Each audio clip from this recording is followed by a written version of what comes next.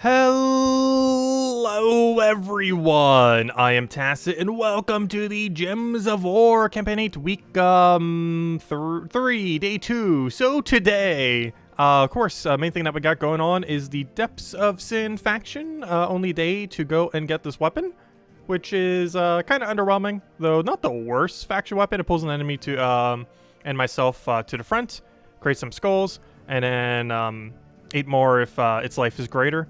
So basically, it's almost like a dueling weapon where your hero goes and duels another enemy on the opposing team. In concept, this is actually a pretty cool weapon. However, in practice, it is almost never viable, like ever. It is such a rare situation because generally, if you even need a skull spamming weapon, the enemy likely already has a higher life than you. And this weapon itself doesn't actually give you life. It doesn't use magic at all. So it doesn't even have like a, oh, also gain life or also gain barrier or anything like that. So it's missing a lot of aspects to actually make it good. Actually, does it gain barrier off of its thing? I don't think it does. As draining, which I think goes in a weird order where it doesn't even hit the thing you dragged forward, oddly enough. Actually, it might. Never mind. It might actually do it onto what you drag forward. Never mind. It's a bit of a weird, but yeah, you do actually get to drain on it because you would get the pull first and then the drain. So at least it has that, but it doesn't have barrier, it doesn't have a life gain. Two big things that's missing to really be viable. Also, if your life is not greater than the enemy, you're creating almost no skulls and you're basically just going to get poked by the enemy. And since you're not gaining any durability, you're basically just giving the enemy a free skull poke in that situation. It's just such a situational weapon that you're almost never going to use. And it's cool in concept, it's just in practice, it's basically useless. But it's only available today if you want to pick it up to mess around with it. It's a fun weapon in concept if nothing else, but just not really worth it. But it's only available today until Depths of Sin eventually comes back around whenever next Sin Mirage event is. Because it's actually a Broken Spire week this week. However, we don't have a Broken Spire faction. We were supposed to get it the other week, however, we're getting it next week's Friday. Not this week, because this week is Bounty Hunter. But next week's Friday, we will be getting the new faction. Also, thank you, ClipBomb, for the support. Greatly appreciated. Greatly, greatly appreciated. Also, hello, everyone. I didn't say all the hellos yet. Hello, Barbara. Hello, Mr. Hello, David. Hello, Tyrion. Hello, Bill. Hello, Isabel. Hope you've been feeling better after yesterday. Hello, Tyrion. Hello, Ricardo. Hello, oh, you are feeling better today. That's great to hear. Hello, Tyrion. Hello, Nightmare. Hello, let's see, who did I miss? Hello, Roman. Hello, Gems of War. Hello, ClipBomb, and thank you again for the support. Greatly appreciated. Hello, NASA. Also, I answered your question on the other video. But yeah, it's definitely better to get, double Ironhawk before getting Pan. Honestly, Pan's not even that good. It's situational, but, it's definitely highest priority. Honestly, probably one of the biggest priority in the entire game right now. Is assuming they're just never going to nerf it, which at this point it seems like they're not. One of the biggest priority for early game diamonds, maybe not your very first mythic because you might want something a little bit funner first, but or you know, something that can hold down the line for pretty much any battle. But one of your first priorities you want to go for in the game is double Ironhawk. Double Ironhawk is really good at farming vault events, and vault events have diamond drops. And if you have double Ironhawk, you can farm those diamond drops at a quicker rate, while also getting every other resource pretty much within the game.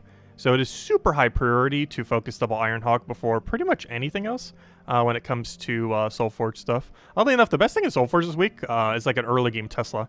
Tesla rolls around like maybe once or twice per year, and it's definitely a good idea if you have just started recently.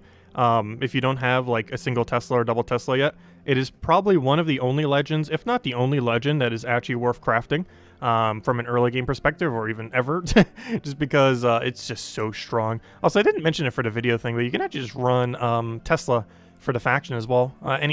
Any red related faction you can end just running Tesla for. Anyways, we're not going to get to the faction quite yet, though.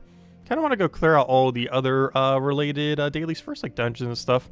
And then we'll probably even clear out, what's it called? Let's see, where even is my Fiducia team? But then we'll also clear out the world events, and then we'll head our way over to faction. Probably do faction last. We'll even probably do the vault keys before the faction. Open up 12 vault keys, see if we get anything shiny. Hello, Logic Slayer. Hello, Chris. Hello, Bill. Welcome, welcome, welcome. Hello, Gustavo. Hope everyone's been doing well. Oh, did I say hello to Tyrion 3 times? My bad. That's the rare triple hello. Normally I just double up. My memory is that short term. that I can forget something within literally 2 seconds. That seems about right. I'm gonna have such a bad memory when I get older. I'm gonna be like such a stereotypical like Alzheimer's kind of thing. Like regardless of how bad I have it, it's just gonna be like inflated due to how bad my natural memory is. If I'm like trying to remember something, I can, but if I'm going through something like really quickly, like when I go through chat and just like mentioning the names and trying not to repeat them, I am so horrifically bad at it. Oh, it's probably just the fact that I'm really bad with names. If it was like something else, like objects or, you know, like anything other than names, I could probably do it a bit better. But names always get me. Anyways, let's see. Let's go, not the campaign. We already did that yesterday.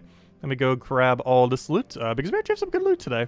Got some gem key there, or I should say a single gem key. We got some gems, always great to see. Also, we finally hit over 30,000 gems again. However, that's about to go straight down this Friday because about to spend, how much is it for bounty? I think it's like 1.1 million if we don't use a blue. Though I'm probably just going to use a blue. So it's going to be 710 gems to do the bounty hunter. So we'll be doing that, of course, this weekend on Friday night. Because Friday day, we'll be doing the new Pokemon game. Also, tomorrow, it was suggested last night, and I guess we'll end up doing it. I wasn't able to today. But the decking people shouldn't be here tomorrow. So that's also why the video was out a little bit later today. I couldn't do it while the decking people were doing their thing. And I wasn't able to record it last night. And it was just way too loud to try to get it in. But they shouldn't be here tomorrow. And we can end up doing the Yu-Gi-Oh thing. It was kind of suggested. I actually used to play Yu-Gi-Oh like casually competitively when I was younger. And when I say younger, I mean like literally the first 2 seasons of Yu-Gi-Oh were still going. So how old would I have been? When did the first season of Yu-Gi-Oh air on 4Kids? Because I would have been like 7, I think. But yeah, I used to do like somewhat like there was like a tournament near me for Yu-Gi-Oh, and I actually used to compete on it not every Saturday, but like some Saturdays. And let me go Google this real quick. When did Yu-Gi-Oh? Actually, I might as well just Google it on screen. But yeah, when did Yu-Gi-Oh first series release? Google, how do you even spell Yu-Gi-Oh? Gosh, I haven't done anything with it for like 15 years. So I'm going to be like really bad when we do it tomorrow, especially because the meta probably has shifted so far.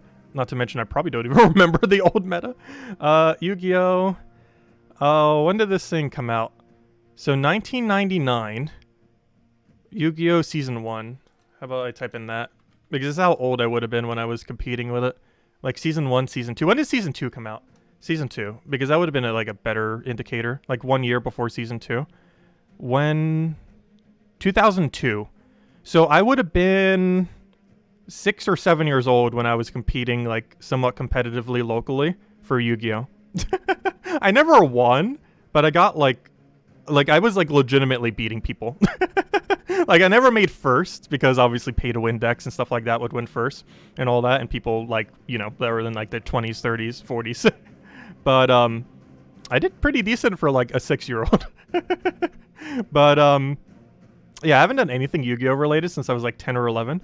So that means I would have been like, yeah, I would have been like 6, 7, or 8 years old when I was doing that. Maybe a little bit higher. I forget how many years I did it for. But yeah, I would have been pretty young. Pretty young indeed. But I haven't done anything Yu-Gi-Oh! Related for like 15 years now. But we'll try it tomorrow. A new game came out for like another week. It's free to play. I'm pretty sure it's horrible and pay to win like crazy, but we're going to try it and have some fun with it if nothing else. Probably the only stream we ever do for it. I just kind of want to revisit, see what the current state of Yu-Gi-Oh! Is like. I assume it is exceedingly pay to win and exceedingly broken mechanic-wise. So who knows, maybe it's balanced these days. I've seen too many memes about text on cards for Yu-Gi-Oh! Cards that go like literally like a paragraph long. Where there's like jokes where there's like an extra tab like underneath it because it couldn't fit on the card. Or pretty much just keeps going on infinitely.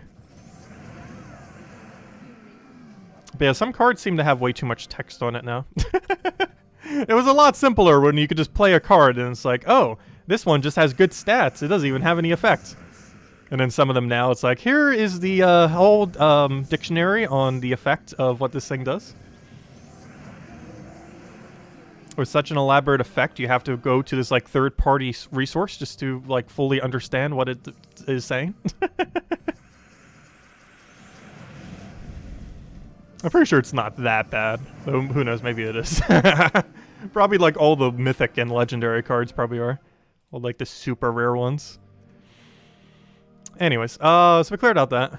Did that. Let's go and I messed with World Event a bit. Probably go to the metals and grab, what do we need here? Not that. Go to guild, go to that.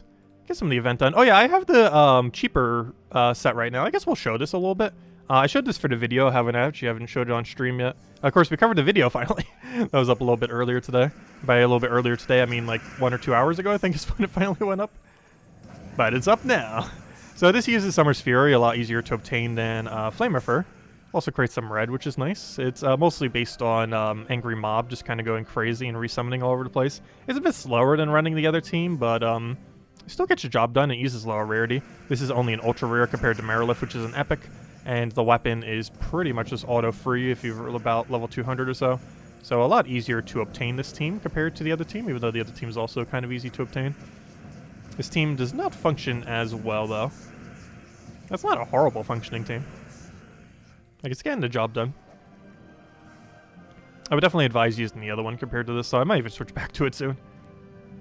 But we haven't really shown the Angry Mob summon, because that's one of the main benefits that this team would have, is it has a good way to not lose. Which is good if you have lower stats. Though you do need to make sure you have at least like 20 magic on him. But right now we have 40, so earlier on in the game you might be able to get 20 pretty easily. Or whatever rarity you have him up to. So if he's like an ultra rare currently and you don't have him upgraded, or let's say epic, you would need to get him to have at least 18 magic ideally. Also, every epic should be the same amount of points, last I recall, so we'll just take them. It's just purely rarity order this time around.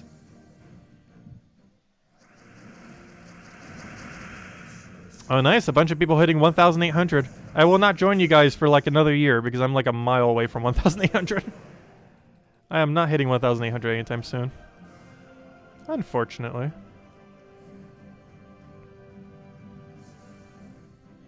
I'll catch you later, Jason. Thanks for stopping by. Using Flaming Ani and just summon goblins? Yeah, that works too. I almost forgot Flaming Ani is even usable for this because it's a generator. Yeah, that would work. Also, one fun thing about this weapon is that sometimes it does get to double cast, even though it's only creating 6 red. Sometimes that 6 red is enough for an extra turn, and when it is, it's actually better than Dawnbringer. So it's very rare that it does it. Oh yeah, it's definitely going to take me a year to get 1,800, unless we like ultra power grind at some point. I just hate playing that much consecutively for this game these days.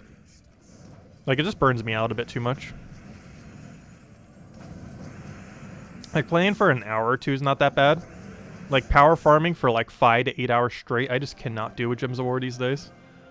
Unless they do like a big update that adds something really fun. But if it's just like the current state of the game, I personally cannot sit down that long in power grind. Gems of War is, I see it mostly as a game that it's kind of just good to pick up for a little while, put it back down. That's what it's meant to be played as anyways.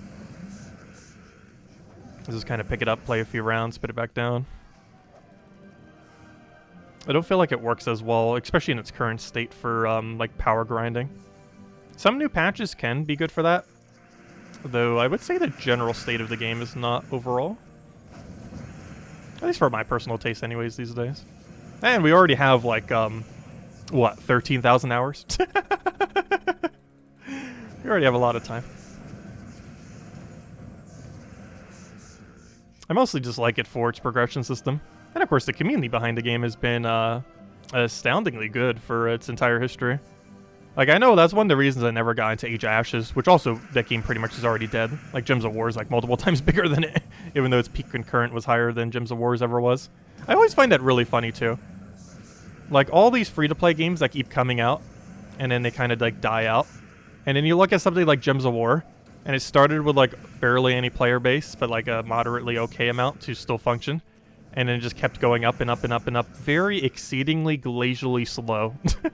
But it never really went down. Like, it has one of the weirdest, like, player curves I've ever seen for any game ever. Because the player retention that it has is, like, absurdly high. And whatever rollover it does have with people leaving, it ends up replacing.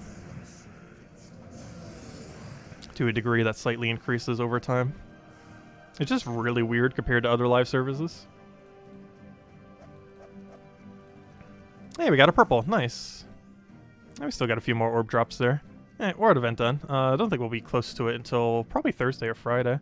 Isabel's still killing it on leaderboard, though. Even when she was 6, she still was like double the next highest in our guild.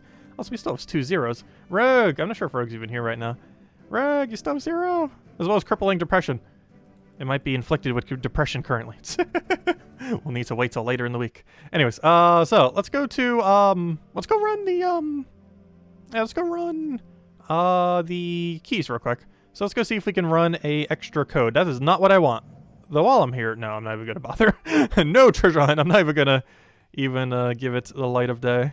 So let's go do some volts. We'll go until we have, you know what? We'll do an extra one just so it's at a nice number. We'll go down to 62. So we'll do 13 today. Actually, did I forget to open them the other day? I may have. Oh yeah, this game is really good for free-to-play. That is one thing Gems of War does very, very, very well. I don't play too many free-to-play games. Actually, we'll be playing one tomorrow, the Yu-Gi-Oh thing. And we'll probably see within under 5 hours, like, how pay-to-win it is. Like, start to see, like, the crippling pay-to-win aspects really early on. That is one thing pretty good about Gems of War.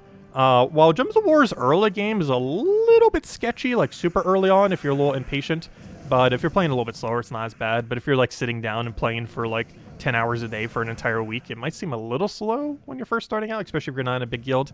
However, Gems of War is probably one of the fairest free-to-play games I've ever seen.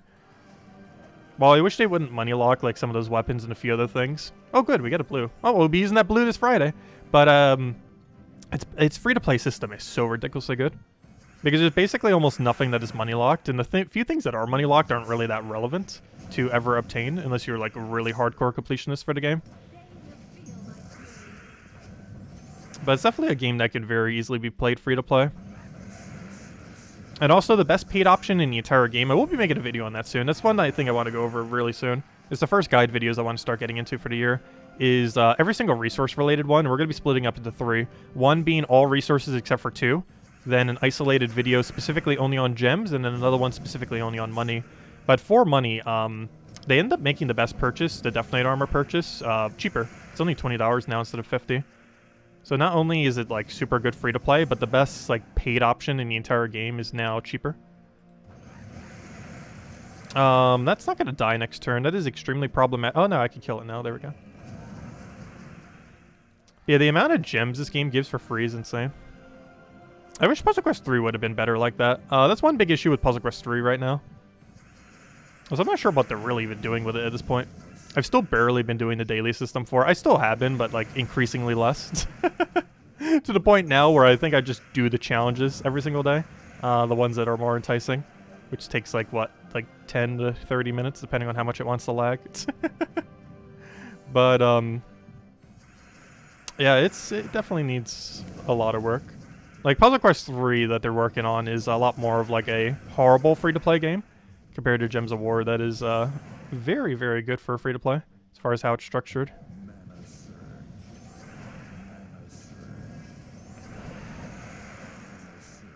You got your first Ironhawk today. Nice. Wait, you got it off of pure RNG then. That's interesting. So you just open some glory keys or gem keys and just randomly end up getting it then. That is extremely lucky. It's pretty much the best thing you can pick up off of pure RNG. So that's a huge pickup there. Oh, come on, don't agile.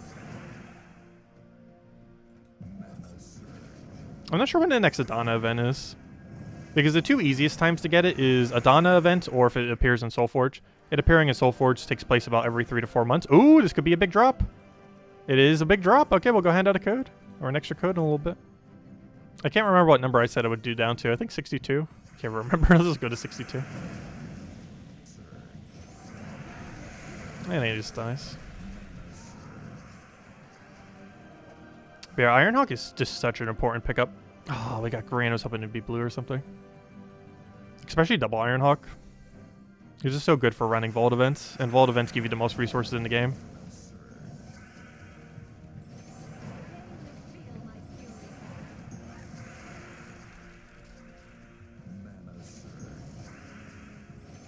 One really nice thing about the Ironhawk team as well is once you have it, you have it. The damage output is not affected by your stats. So if you're like a brand new player and you just like happen to get double Iron Hawk very early on in the game, you are pretty much just set because its damage output is not determined by any of your stats. The only thing that matters is that it is fully traded and that your support and powers that you're doing with it are also fully traded. But aside from that, the actual stats like magic, attack, HP, armor, all that, they're basically irrelevant because you win automatically turn 1 and your damage is not dependent on those stats. It is dependent on is it traded or not. So you have the full amount of damage at any point within the game, which is pretty huge. Also, that's really unfortunate we don't have enough damage to kill there. He's going to summon, and I have no way to kill that summon. This team has like 2 modes. It either like auto wins, or it is very annoying slow. Oh wait, why did I already had win condition? Whoops, there we go. You're up to 73 power orbs. Gosh, that's a lot of power. Oh, we got the small gem drop. I didn't get the big gem drop though. That's one of the other conditions for us handing out code is big gem drop. Small but gem drop's still nice though. We're going to be spending a lot this weekend, so 710 will drop us under 30,000 again.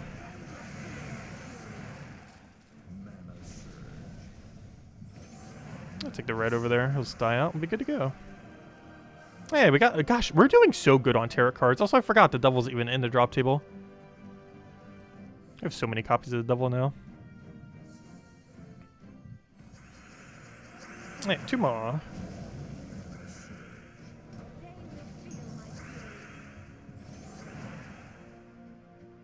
I'm gonna take a brown here. That's because we get double brown to win, and then he's dead. Doesn't matter what he does here, he's just dead. There we go. And one last key, I believe. Yes, one last key. Then we'll go hand out a code. And then we'll hand out another one a little bit later in the faction.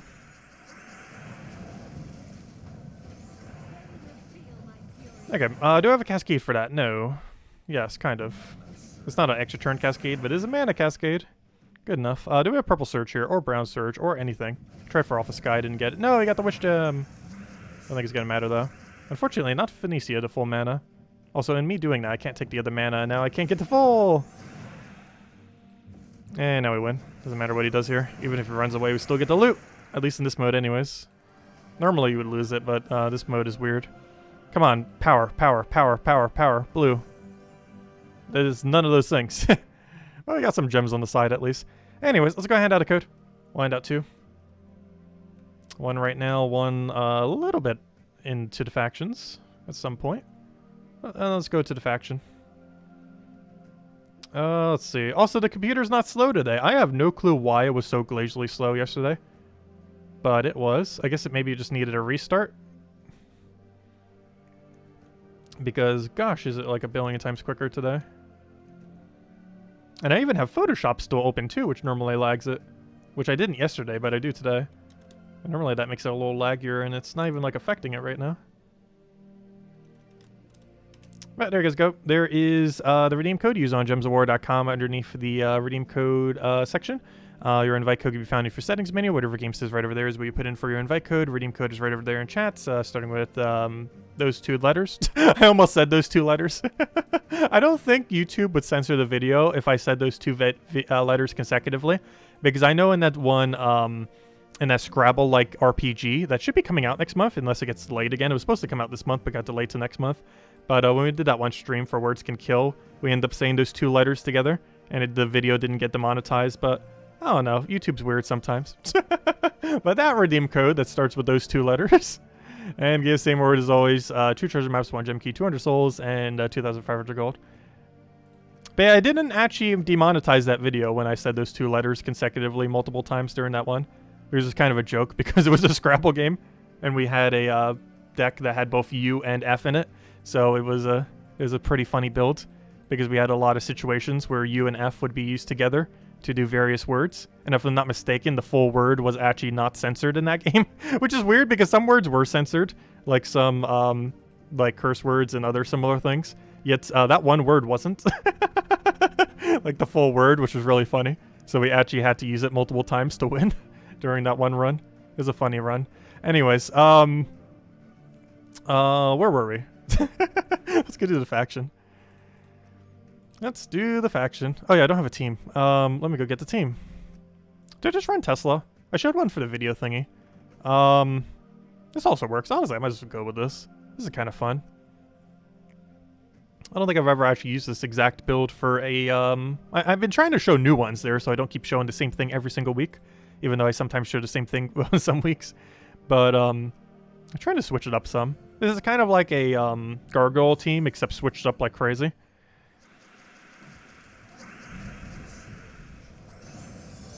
Also, I did remember to already buy the enchant potion. So I wouldn't forget. Because I knew I would probably forget.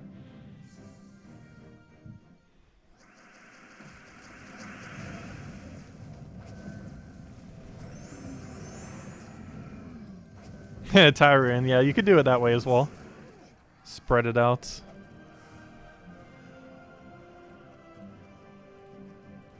I don't know, I don't think I've ever been demonetized on any video for cursing before, but that's also because I've never cursed on a vid stream ever.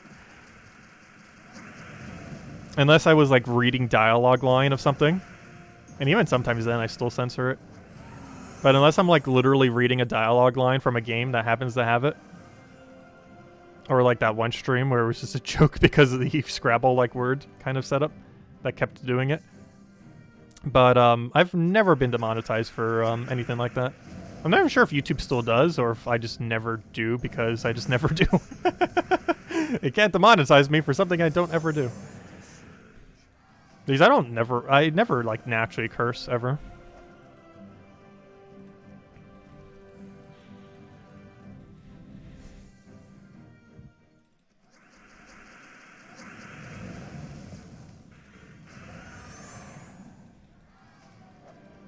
Yeah, the new slime troop, I haven't actually messed around with it. I might need to mess around with it some. I'm not sure if it will be this stream. I definitely want to some point this week. Maybe on Wednesday. Because all we have on Wednesday is just a pet. So tomorrow night I might end up trying some teams with it. Because I have a feeling the faction's going to take up most rest this stream. As it normally does. And any spare time I might spend on a little bit Explore 12 for a little bit of tokens. Since we haven't actually grinded any yet this week. Yet, anyways. It's normally for later in the week, because normally like Saturday and Sunday have less going on, because Bounty Hunter is going to be finished by Friday night. Unless we're trying for a leaderboard on it, no, I'm probably not going to be.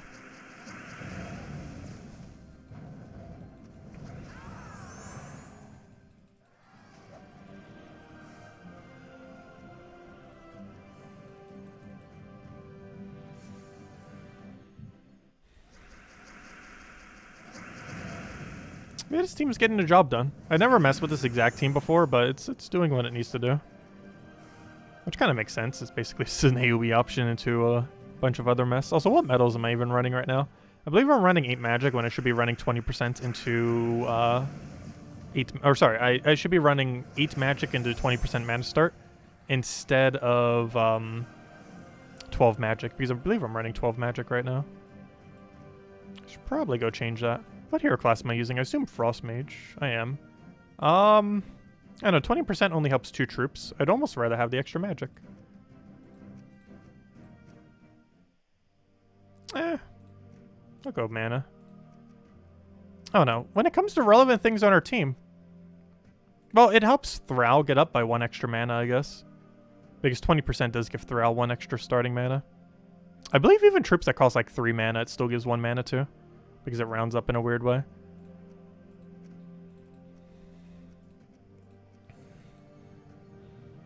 You should try to get the top 10 for an event. Yes, I do plan on doing that again at some point. And by again, I mean for the first time on this account. But again, as in we have done it on a different account before. However, on the Switch account. However, we're probably not doing that this week. I'm not sure what week or what event. I ideally want to target out a 1-day event. And not announce it ahead of time and then just do like a big stream for it. Because that's going to be like a day-long stream. My biggest concern right now is just trying to figure out when the decking people are going to be around. Because they normally make a lot of noise when they're around. Or some days it isn't as bad. And they still got a lot of work to do. It's just the weather's been a bit worse, so they've been kind of like all over the place for when they actually come down. We're also still waiting for a few supplies to actually get shipped here. Supply chain issues.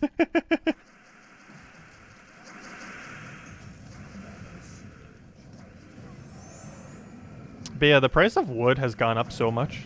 Like, it's kind of insane. Actually, my dad, as much as he actually wants to do another house right now, he's actually not, because the price of wood has just gone up so much right now. Even though we're still getting all the decking and everything done right now.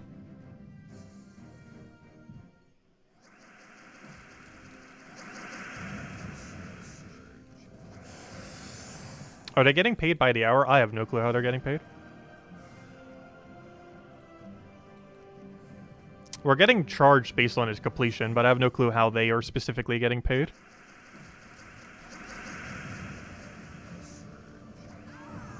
Because it's not like we're directly paying them. We're paying for the service, and then the service is paying the people who are doing the service the money.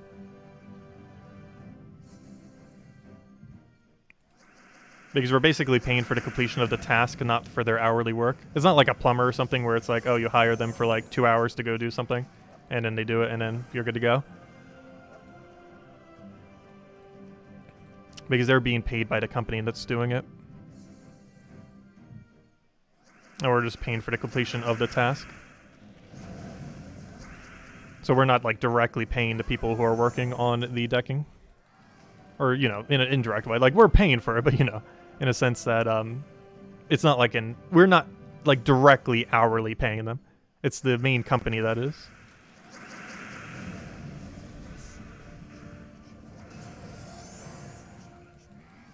But I assume they're being paid hourly. We're just not like directly paying them hourly.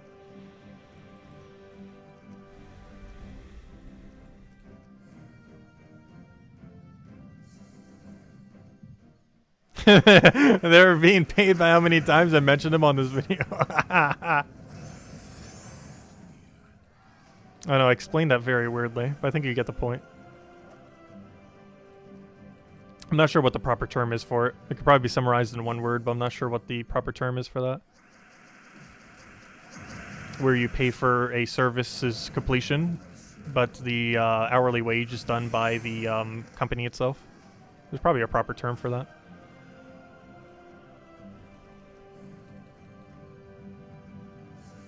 It's like when you get a burger at like a fast food place. Like, you're not paying for like the 5-minute time of all the employees that worked on your thing. You're paying for the actual object itself. Similarly, we're paying for all the decking work, but we're not actually paying for, you know, the exact hourly rate of what they need to get paid.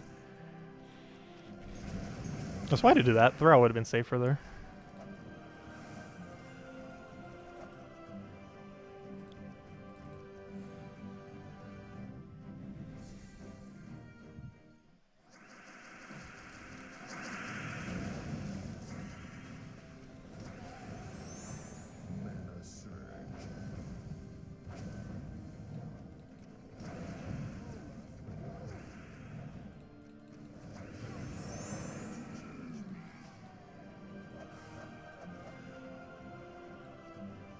Say the A word? I'm not even sure which one you're referring to.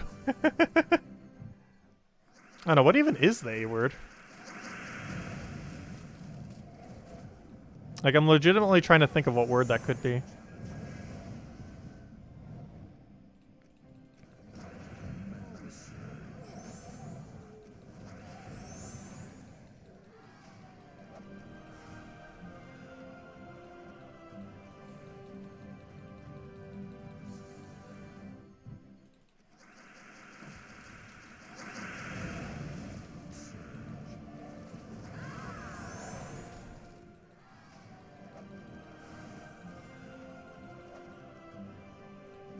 So we're almost halfway through the faction. It looks like we will have some time to go do some token farming then. So I'll probably hand out the next code once we finish off faction then. And then the rest of the stream will just be some token grinding. See if we can get something good. We got a Nisha Anu last weekend, which was insane. I really doubt we're going to get that lucky again. You never know. Oh, come on. You couldn't have exploded one more skull.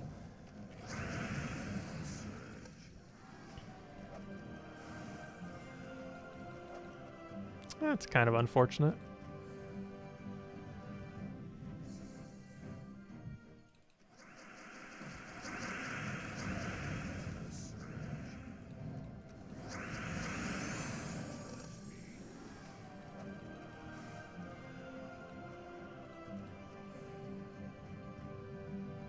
Oh, that one.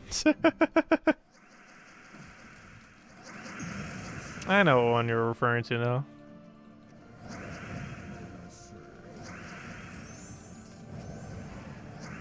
Oh no, that's technically just an anatomy term.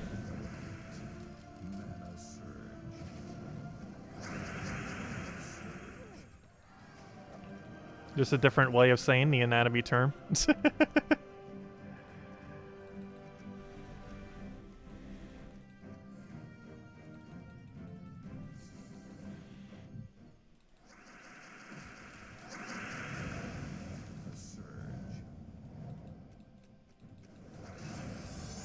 I find it funny too because if you say the same term like a cloaca from a bird, like you're never going to get censored for saying the word cloaca because the only context you'd pretty much ever say the word cloaca is under the context of a explaining like bird anatomy. So it'd almost always be under a educational like source. So even though it's like the near equivalent of a bird's version of that, there would be no context in which you would ever get censored for saying that word pretty much. Also because it's one of those like abstract anatomy terms that not everyone like knows off the top of their head and just never really gets censored. Even though it's like the same thing but for birds, kind of. Because they just have one hole that does it all. They have really, some birds have really interesting anatomy.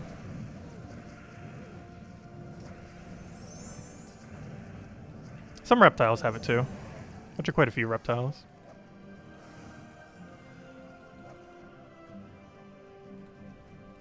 I believe some fish have it too. There's quite a few things. It's not a mammal-related thing, though. I don't think there's any mammals with it. Let's see. We'll throw that down.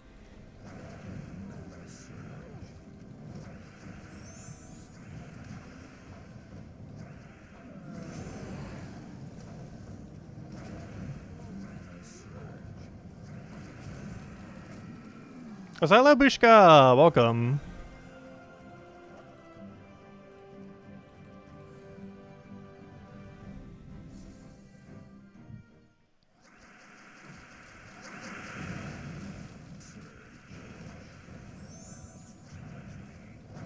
Speaking of reptiles, there's actually these really cute lizards that are near the house. They come out whenever it gets like really rainy. And they have like this thing underneath their neck, almost like a frog, you know, where it like inflates. I don't think they're poisonous. I've never tried touching them. But they're pretty adorable when they like skitter around.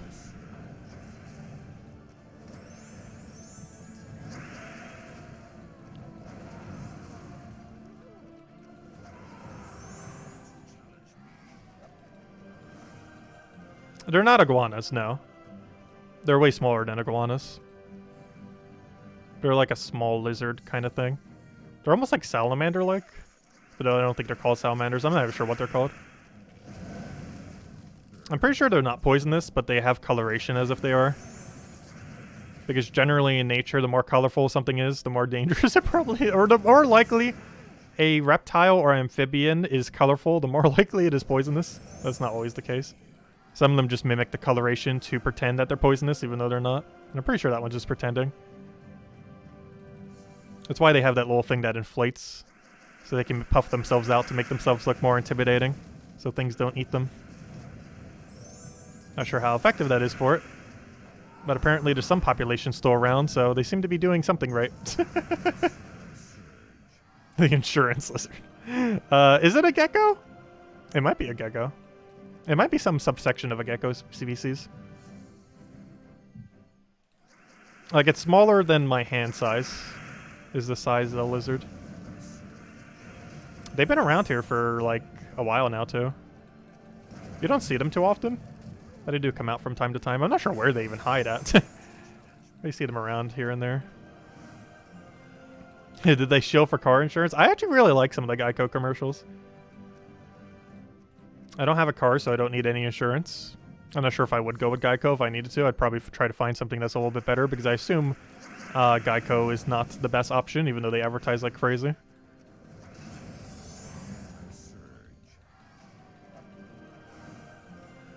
Kind of like how you never normally want to use a cell service from any of the ones that advertise like crazy. Because there's normally a smaller one that barely advertises at all. That's a much better deal.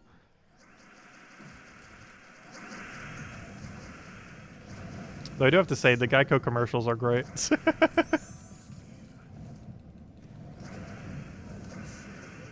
And maybe they hide under the deck. True.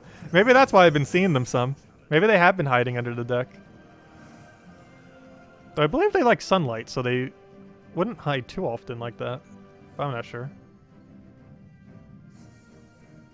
Because they're cold-blooded, so they need to, like, sunbathe on occasion. Can't just, like, isolate in darkness. It's not how most amphibians work. Like, they like the shade because it cools them off, but when it's, like, cold, they need to be out in the sun. At least most species do anyways.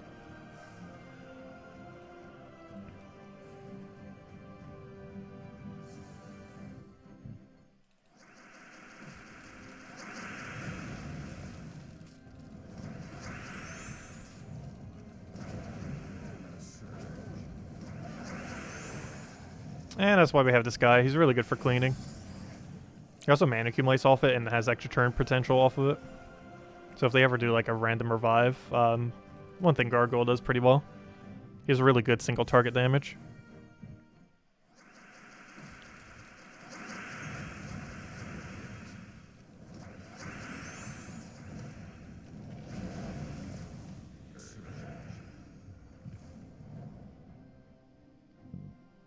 It was more colors than just green. Though it did have green as one of its colors. It was like a green, red, yellow kind of lizard. Let's see, the Carolina Annals. I can go check it real quick. Let's see, Carolina. I highly doubt anything weird would come up if we Google searches. Are we going to risk that with Google images? I assume nothing bad will come up. Let's see. Anolis? Carolina... Anole? Oh, Anole is the plural. That makes sense. Let's see, is this the thing? Interesting. He was a bit different color, but yeah, that does seem like what it is. Yes, that. But it was a different coloration. Slightly more like that guy. But yeah, it has the little inflatey thingy. Let's see, can I find one that looks more like it? Let's see. It doesn't look exactly like that, though. Like, anatomy-wise, it looks like that. But, the coloration was a bit different. Like, he had green, but he wasn't, like, that green. Also, I assume the females are more brown. Assumably. Like, this one's a bit closer. It's still not all the way. It could just be the lighting as well, though. Like, that looks the closest to what I remember, because that's like yellow, white, green, red. Like, those were the main colors that it had. But it had it in like a slightly different way than that, but that's probably like the closest one. But yeah, that's definitely what it was. That's the little guy. That's the lizard I keep seeing around. That would be him. But I never actually knew what it was called, so that's cool. Yep, that would be him. The Carolina Anoles. Yeah, that's definitely it.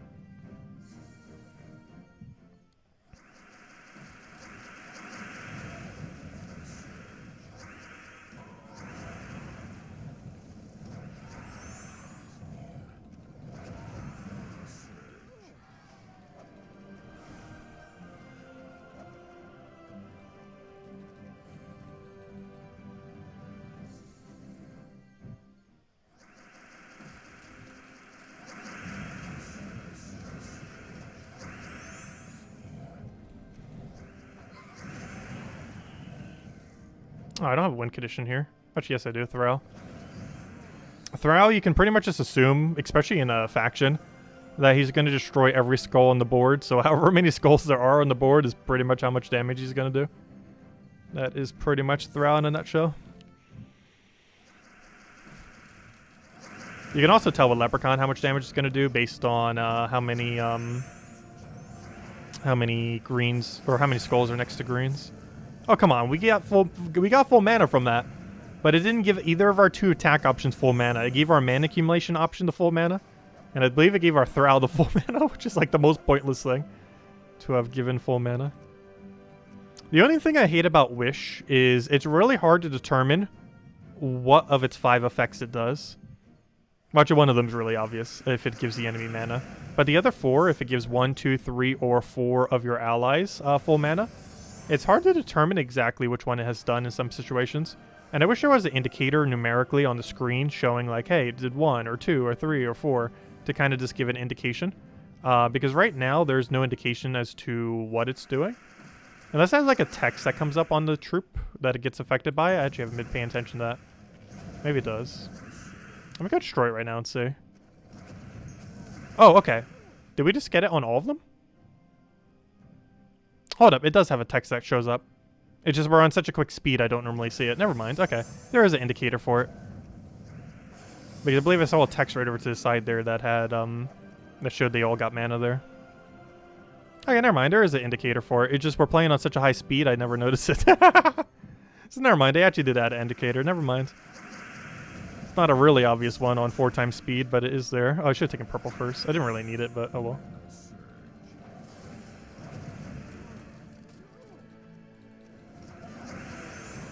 But yeah, there actually is an indicator for it. Let me actually slow down the speed the next time we see one. We'll put it on slow motion, which is basically anything that isn't 4 times speed. Slow motion, otherwise known as every speed other than 4 times. Do we have a wish on the board? No, so I can't go for it right now. Second we see a wish. Come on, get a wish on the board. Might take a few rounds. Come on, a wish. A wish. There we go, we got a wish. Now we slow down the speed to ultra slow motion. Known as 1 time speed. No, it's oh, we'll do it ultra slow. So, if I do this, let's see the indicator. It should show it for ones that even have full mana, I think. Okay, so let's see. Bonus mana, bonus mana, bonus mana, bonus mana. So is that because of Thrall, or is that actually because of the thing? Is there a way I can explode only 1? I don't have a single target destroy. Like, I wanted to destroy in a way that doesn't give me all the manas.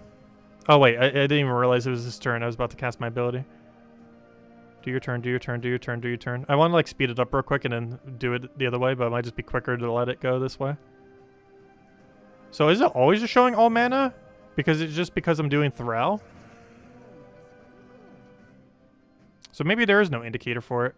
Because that indicator might be because of, Oh, no, they're right there. Yeah, that is from her. Because it only did bonus mana to those 2. Okay, that's what that bonus mana thing means. That is so hard to see. But yeah, whenever it shows bonus mana to your triple... Oh, no, we're still at 2.25. But, yeah, whenever that bonus mana shows, that is from her. Because we only saw it for 2 there. Which means it was definitely from the Wish Gems. That means a Wish Gem can actually target the same troop, because we killed 3 Wish Gems, but we only got 2 of them to trigger. Meaning both of them did a 1, or if one of them did do a 2, it hit the same troop over again. Interesting. But, yeah, whenever you see that text of bonus mana right next to your troop in a weird, like, C shape or inverse C shape, that is because of, the Wish Gem. So there is actually an indicator for it. It's just a really bad indicator that is really hard to see, especially on 4 times speed, but even in general. But especially on 4 times speed. Hopefully it'll change that slightly. Because that's really hard to see. I just didn't notice it until now, and we've had this for like 3 weeks now. The Wish Gems. And I just now noticed the indicator for it.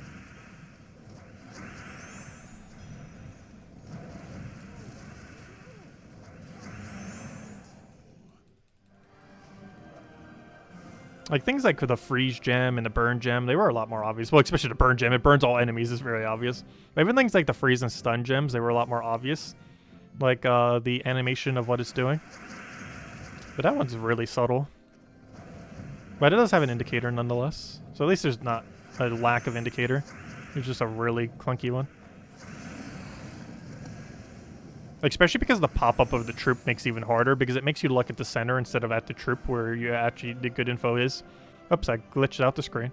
You still get the loot when that happens, by the way. It's just a visual glitch. On top of the many visual glitches within this game. You have to mash at a really certain timing. You still get all the loot for the battle, though. It just doesn't show anything. But it still tracks all the loot that happens.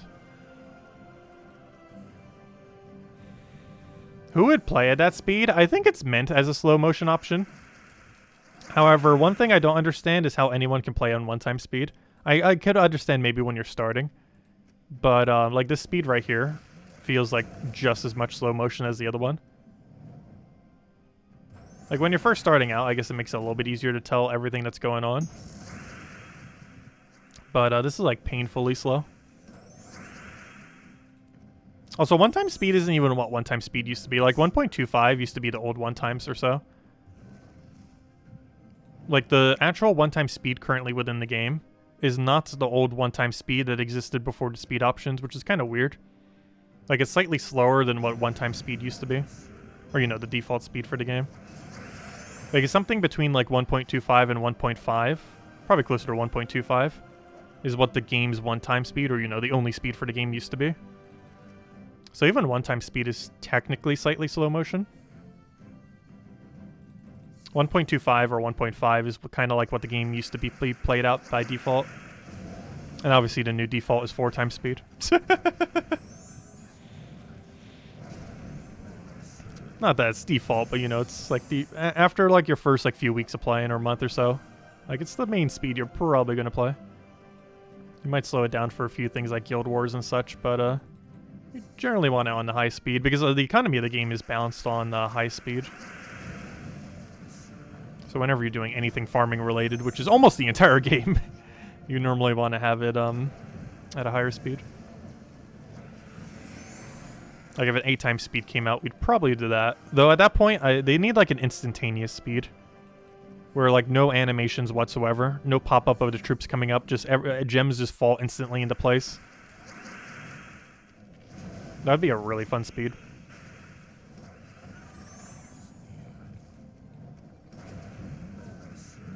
Just no animations. Just simply auto-do everything. And those little pop-up things coming in, just immediately skip them.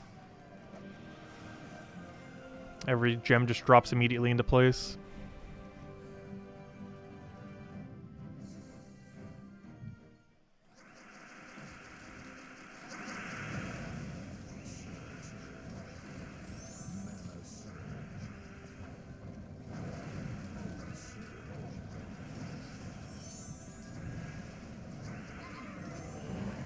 Oh yeah, you have like 0 destroys on that. Okay, you have 4.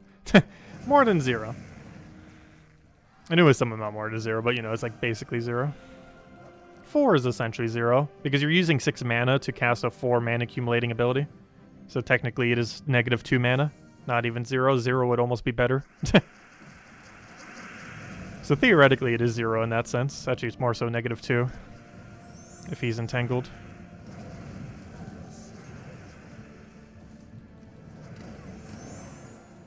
Yeah, removing gnome animations would be nice.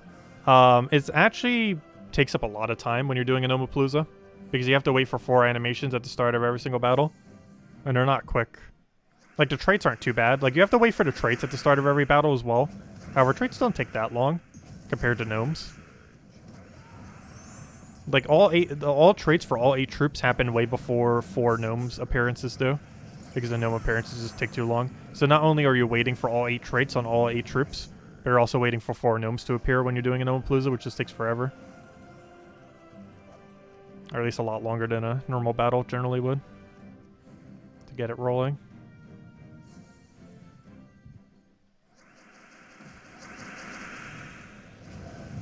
So we'll go hand out the code once we finish out this faction, which should be any moment now. Then we'll spend the rest of the stream kind of just dabbling probably like a run or 2 on Explore 12. See if we can get something lucky at the end of the stream.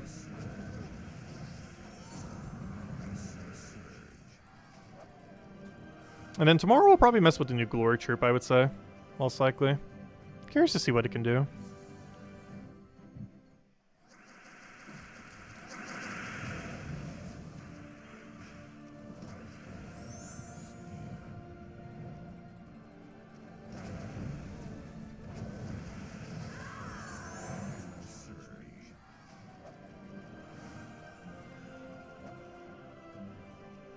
Okay, I highly doubt this is the final battle. In some delves that are actually good, it would be. This is not a good delve, though.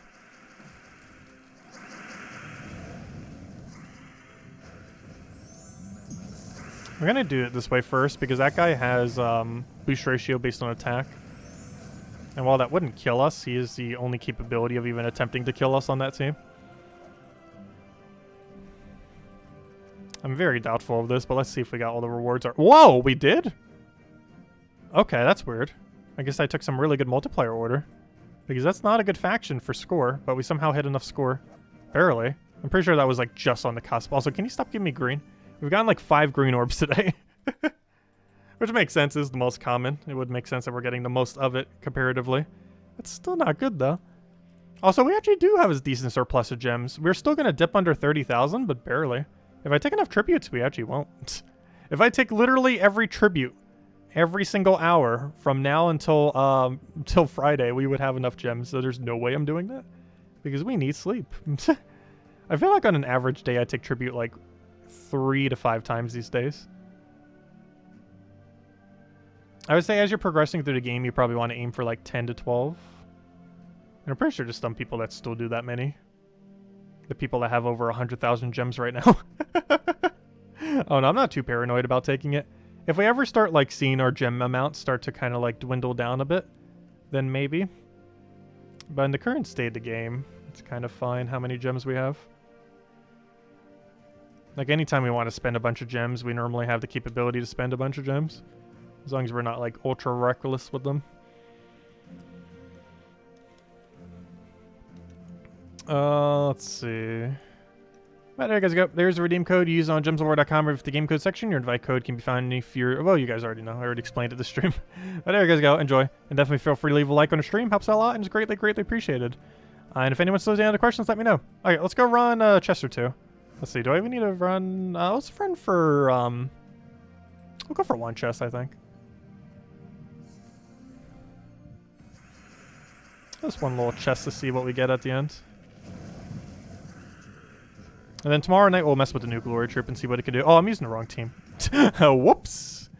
It would help if I used the right team. Where on earth is the Zooguff? Where is the Zooguff? There it is. Also, Flamerfur, don't forget to get it this week. It is available in Soulforge. Good old Soulforge. Also, why did I show Mang? I should have shown Flamerfur for the other team. Flamerfur would have been funny.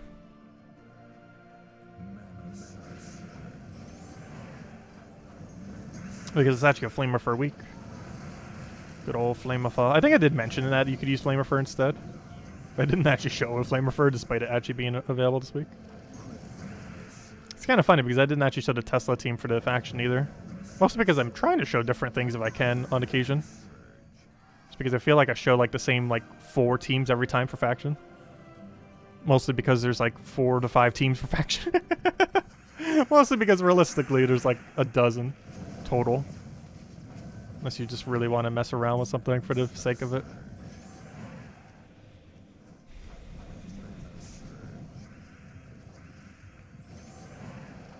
That's a big miss. That is an exceedingly unfortunate miss. Luckily it is exact enough red there. Oh, he didn't get all his mana back. Is Doomed Club worth getting? Yes. When you're trying to collect missing mythics. Does it even get in the way of missing mythics? Oh, does it cost diamonds? It does cost some diamonds, doesn't it? I think it's still worth it. It's a category of weapon that is worth getting. I would advise if you're getting any Doomed weapon in the game, I would advise getting and upgrading the 6 Doom weapons that hit all enemies and convert a certain color into Doom Skulls. If there was any one Doom weapon to get and upgrade, it is those. Second highest priority is Book. However, I would say number 1 priority is getting the AoE weapons. Because they have a lot more uses. And if there was any one Doom weapon to get, it is the category that does full AoE damage into Doom Skull Convert. Because it's just the strongest option. It was also the first weapon type ever added. And for whatever reason, they made it the absolute strongest as the first and never made any of them better than those.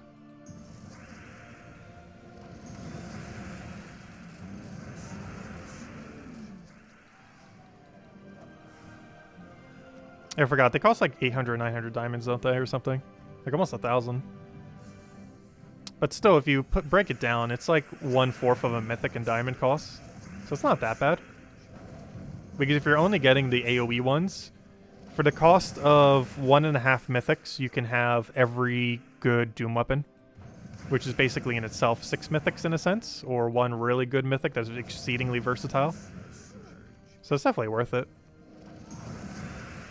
Obviously it costs some other resources other than diamonds. But from a strictly diamond perspective, it's basically 1.5 mythics. Ooh, double Rainia. Great to see. You know what? You can't just do one. I gotta keep going a little bit. You can't just do one singular faction. The hit of seeing a good drop, it's like, ooh, I gotta keep going. That's one thing Explorer is pretty good for. Like, if you're actually getting good drops, it's like, oh, I gotta keep going. There's another thing that's really good for that is vault events. Like, when you're getting, like, not horrible luck on vault events, it just always feels like you gotta go for just one more, or just one more. And then, like, multiple hours later, it's like, oh yeah, I should probably stop now.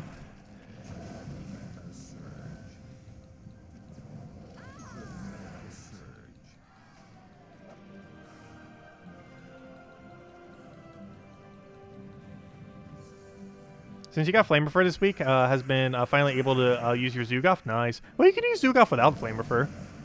It's just a synergy weapon that tends to get used for. It's definitely not required to make this team work, though.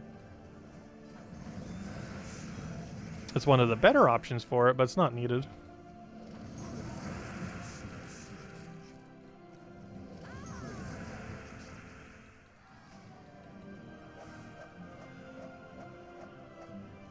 You don't think you had a single time when your hero in first slot survived? It takes a little while to kind of get used to it. You will have your hero dying a lot. And when I switched over to the Slayer version, because I used to run the Dragon Guard version so it would survive a bit longer. But it is a bit luck-based on if your hero will or will not survive. That's one of the things I kind of hated about the Slayer variant and why I use the Dragon Guard variant for the longest of times. But for about 2 years now, I've kind of switched to just Slayer. But because it is a lot quicker. But you could try with Dragon Guard initially if you feel like you're dying way too much. It helps you learn the team. It's a bit slower, but your hero will almost never die. Because it starts with barrier and has 40% score reduction. But yes, your hero will die. But you kind of just have to know when to Thrall and when to Zoogoth. Like right here, I actually don't want to Zoogoth, now I do. You just kind of have to judge based on how the board is on if you want to Zoogoth or not. Unless you just want to risk it every time. But sometimes you want to clear the board before you Zoogoth.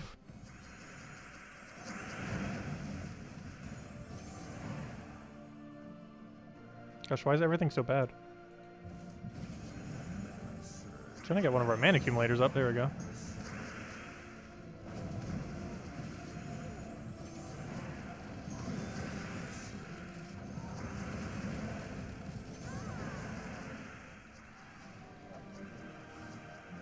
Oh, also, one other thing, if you feel like you're dying too much, use Seasons. I'm currently using Nishas for extra magic for Thrall, so he destroys more. However, using Seasons makes you slightly safer, because that's 12 extra HP and armor. So if you feel like you're dying too much as well, you can go for higher durability instead of magic. The higher magic is mostly just to make Thrall do more destroy.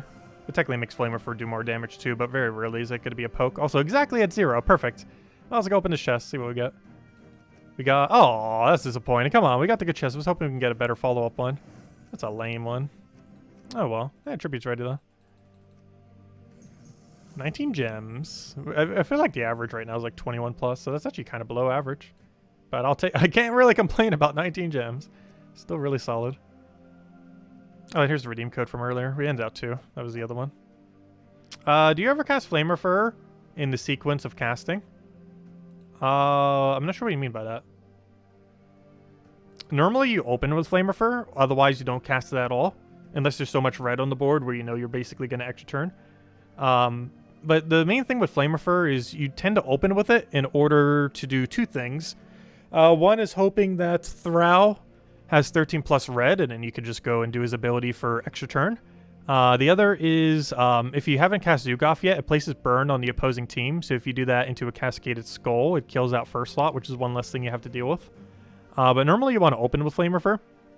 If you Leprechaun and have full mana Thrall, unless there's a lot of red to the point where you feel like 12 red where you're not going to extra turn off a Thrall, but you feel like you can extra turn off of Flamer because there's enough red on the board that you, in ways that are like close to each other, where they're going to kind of form into a 4 times or 5 times. You can go for the Flamer instead, but you almost always open, like if you can open with Thrall, you normally open with flat Thrall, and you generally only open with Flamer if you have 12 or less red, but the reds are high enough and compacted enough that they'll likely extra turn.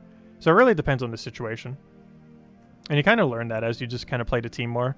It's more so just from playing the team a lot that you would kind of learn it. It's hard to really like necessarily explain. You kind of just know when it happens, and you just kind of do it naturally, like every single time. And sometimes that might still be the wrong mistake, but you know, or the incorrect way. But you kind of get like an idea for how to do it somewhat optimally as you just play it more and more. Which is one of the reasons why I actually started with the Dragon Guard version. I would probably even advise starting with the Dragon Guard version. I'm pretty sure most people don't do it that way these days. But it's a good way to learn the team because it makes it so your hero doesn't die, but you still play the team mechanically the same. So it kind of helps you learn it without as much risk, so you won't die as much as a hero. So if you have Dragon Guard level 100, it might be worth trying. Though the only problem with that is you might not have Dragon Guard level 100. But if you happen to, it's a good like way to like learn the team, and then start doing it with Slayer, because Slayer's a lot riskier to do, but it's quicker once you get it down. And it still has some risk of the hero dying, which even this stream it happened a couple times. But it happens a lot less often over time as you kind of get used to the team a bit more. But anyways, guys, I'm going to be calling it here. I'll be back tomorrow night, same time as always, 8 p.m. Eastern Standard Time, 1 hour prior to now tomorrow. We'll be doing some random Yu-Gi-Oh game that came out like a week ago on stream tomorrow. It's some free-to-play game. I'm pretty sure it'll be the only stream we ever do for it. I just want to see it. I haven't done Yu-Gi-Oh for like 15 years. It will probably be horrible. I'm pretty sure the meta has shifted a billion times over, and I'm pretty sure it requires your entire wallet to properly play the game, of which we will not be doing. However, I'm going to take a peek at it, see how it is, and see what on earth is up with it. And we'll probably do like a couple hour stream. If I don't know, if I'm into it, might do a little bit longer. I have a feeling we will be very bad, though. It has been quite some time since I have played the game. Will you please show the potionless pure faction team for Sunken Fleet? Sunken Fleet. Oh yeah, that's the Mirage Queen one. I know it uses some amount of Mirage Queen. You can't use the AoE as well, so it might just be Mirage Queen spam, now that I think about it. Because you can't use the AoE method as efficiently if you're running that. You don't have a mean to stun, so you actually do need to keep a water elemental for the stun. So, honestly, it might be one of each. Potionless might be one of each, or double up on... Yeah, actually, you might still have to go the water elemental route. Yeah, you'd have to go Mirage Queen and hope it doesn't die. Drowned Sailor, double water elemental. The other alternative is go double Mirage Queens in case one does die. So that the final battle, for the final battle, basically, your team has to be Mirage Queen, Drowned Sailor, and Water Elemental with like a +2 blue, +1 brown banner, or +2 brown, +1 blue, however way you want to do it. You probably want to go double blue. But, yeah, you want to make sure going into the final battle that your team is Mirage Queen, Drowned Sailor, Water Elemental. If you do that, you have a chance. How you want to go about doing that is up to you. You could run one of each and just kind of run the other one as tank, double Mirage Queen, double... Oh, no, I'm not sure. I don't think you do double Water Elemental if you're doing potionless. But yeah, you just want to make sure whatever you do, so probably double Mirage Queen then. Because you want to enter the final battle with one Mirage Queen, one Drowned Sailor, and one Water Elemental, likely in that order. And if you have that, you have a chance to win. Doesn't mean you're going to win, but that's the team you need to have going into the final battle to win. Ideally, you'd have all 4 of your troops, and if you want to risk it, if you feel like you can keep Mirage Queen alive, you'd go Mirage Queen, Drowned Sailor, and probably double Water Elemental, because the AoEs on that's going to be more overall damage than this thing. You would get slightly more stats, however, the slightly more stats is probably not going to make that big of a difference. Though, if nothing else, it does have 20% extra stats this week, so who knows. If there was any week to do it that way, I guess doing it this week could maybe work. because Crabman does have 20%, but I don't know, double water elemental is normally the way you go. It's just you need one for the stun, but having two when you have less damage might not be as effective, but his damage is already quite a bit less. That, yeah, you might as well go two, because the other benefit he has is Water Link, which is very useful. The other main reason why you kind of want to go two, because Drowned Sailor converts into blue and then you get Water Link synergy. So you probably would want to go double brown then. So you'd probably want to go +2 brown, +1 blue, whatever the minus is that doesn't minus something important, hopefully like minus yellow or something on my screen. And then go like Mirage Queen, Drowned Sailor, double water elemental, and just hope you keep the Mirage Queen alive. The biggest issue will be if Mirage Queen dies, you lose. So it's a bit of a riskier play, but depends how you want to do it. You either need to double up on Mirage Queen or double up on Water Elemental. It depends if you feel like you have enough stats to keep Mirage Queen alive, because you need it alive for the final battle, as that is very crucial to stay alive, to such a degree that you might have to double up if you feel like it'll die. But that's basically how you run it. And that strategy is pretty much relevant for potionless or with potions. Though with potions, you could pretty much get away with doing like triple water elemental and just use the mana accumulator in first slot or something. Or, you know, you could just do like triple AoE to the empower and just like immediately get the empowers up, cast them a billion times, and just like auto win. But that's for potion running. Potionless, you need some tanking. But anyways, guys, I'll catch you later. Thank you so much for stopping by, and I'll catch you all soon. Have a wonderful week, and goodbye, everyone. And thank you, ClipBomb, for the support on the channel. Greatly appreciated.